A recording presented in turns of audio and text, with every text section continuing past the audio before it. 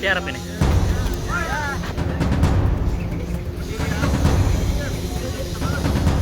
Syederalun, kedatangan majelis hakim ke kediaman Verdi Sambo di Saguling dan Duren 3 sepertinya menjadi senjata makan tuan.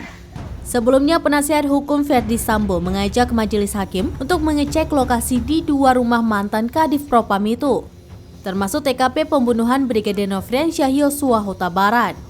Namun, ajakan itu dinilai ahli hukum pidana Asep Iwan Iriawan justru merugikan kubu Verdi Sambo. Mantan hakim itu berpendapat kedatangan majelis hakim karena ingin menjatuhkan hukuman yang lebih berat kepada Verdi Sambo. Menurutnya, hakim tentu perlu melihat fakta di lokasi pembunuhan agar yakin dengan hukuman berat yang akan diberikan dan menyesuaikan dengan keterangan saksi selama ini di persidangan.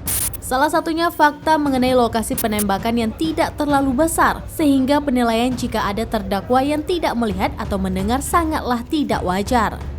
Dalam tayangan kedatangan majelis hakim sebelumnya, Hakim Ketua Wahyu Iman Santoso juga memasuki kamar Putri Chandrawati yang mana saat kejadian penembakan mengatakan berdiam di dalam kamar.